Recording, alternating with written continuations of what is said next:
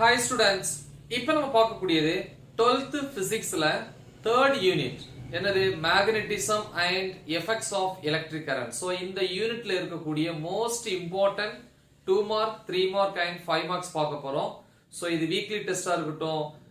monthly test இருக்கட்டும், midterm exam இருக்கட்டும், இல்ல quarterly, half yearly, annual exam, I mean public exam. எல்லா எக்ஸாம்ஸ்க்குமே இந்த क्वेश्चंस வந்து நீங்க ஃபுல்லா தெளிவா படிச்சா போதும் நமக்கு எல்லா क्वेश्चंसமே வந்து என்ன ஆகும் கிடைச்சிரும் ஓகேவா சோ இது வந்து பாத்தீங்க அப்படினா 12th physics government school and matriculation school ஸ்டூடண்ட்ஸ்க்காக சிபிஎஸ்இ ஸ்டூடண்ட்ஸ்க்கும் இந்த क्वेश्चंस வந்து இம்பார்ட்டன்ட் தான்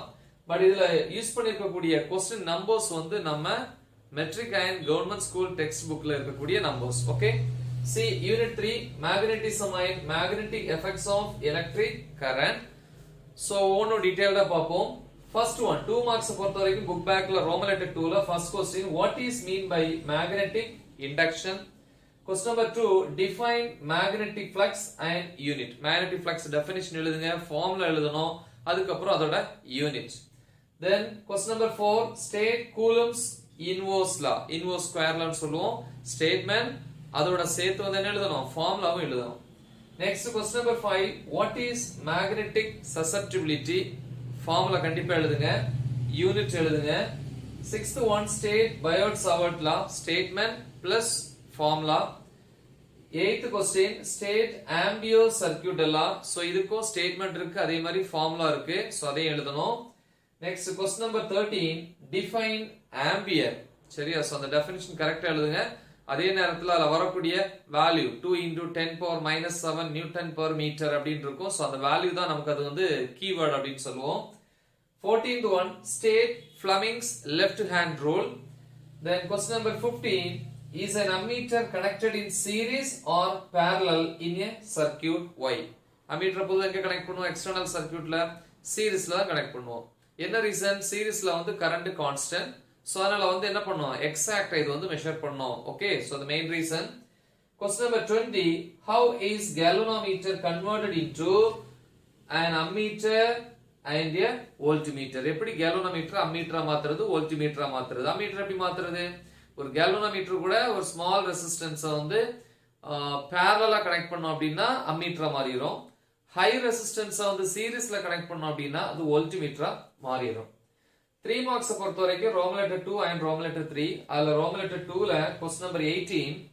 properties of dia para and ferromagnetic materials so common points எல்லாத்தையுமே கலெக்ட் பண்ணி எழுதுங்க அப்ப உங்களுக்கு ஈஸியா இருக்கும் then Roman letter 3 ல question number 4 torque experienced by a magnetic needle I mean bar magnet அல்லது magnetic dipole அப்படினு சொல்வாங்க question number 11 conversion of galvanometer into ammeter and the derivation part question number 14 account of magnetic Lorentz force அதாவது magnetic Lorentz force ஓட special features nearly 6 to 7 points இருக்கும் so அத தெளிவா பாருங்க question number 16 force on a current carrying conductor in a magnetic field சில நேரங்கள்ல இது 5 மார்க்லயே வந்து கேக்குறாங்க ரைட் முக்கியமான क्वेश्चन inside question அப்படினு வரும்போது properties of magnetic field lines lower classல இருந்தே படிக்கிறீங்க ரைட் so இது வந்து 3 marks so next நம்ம பார்க்க கூடியது 5 mark questions see the 5 mark questions 5 marks book back la Roman letter 3 ல question number 2 b என்னது magnetic field at a point due to an infinitely long straight conductor carrying current so இதே மாதிரி ரெண்டு question இருக்கு ஒன்னு Biot-Savart lawவோட அப்ளிகேஷன்ல வரக்கூடியது இன்னொன்னு ambient circuit ல வரக்கூடியது so இது வந்து பாத்தீங்கன்னா நமக்கு Biot-Savart lawல வரக்கூடியது ரொம்ப ரொம்ப முக்கியம் அடுத்து third question magnetic field at a point along the axis of a circular coil carrying current okay circular coil அப்படினு ஷார்ட்டா சொல்லலாம் circular coil question number 5 magnetic field at a point on the axial line of the bar magnet அல்லது magnetic dipole அப்படினு சொல்லுவோம் ஏற்கனவே first யூனிட்ல ஒரு axial line இருக்கு அது வந்து electric dipole கரெக்ட்டா சோ இது வந்து பாத்தீங்கன்னா bar magnet அடுத்து 6th question பாருங்க magnetic field at a point on the equatorial line of a bar magnet equatorial line so அப்ப ஃபர்ஸ்ட் யூனிட்ல வந்து axial equatorial படிச்சாலே இது ஈஸி அதே மாடல்ல தான் இங்கேயும் இருக்கு ரைட். என்ன அது வந்து எலக்ட்ரிக் டைபோல், இது வந்து மேக்னெட்டிக் டைபோல், அவ்வளவுதான் வேரியேஷன். அடுத்து question number 8 working of cyclotron in detail. Question number 13 force between two parallel current carrying conductors. So இதுல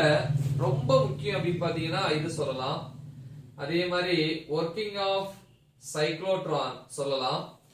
force between two parallel current carrying conductors. Okay, so இது ரொம்ப முக்கியம். அதுக்கு அப்புறம் வந்து இம்பார்ட்டன்ட் அப்படின்னு பாத்தீங்கன்னா ஆக்சியல் லைன், ஈக்வட்டோரியல் லைன்.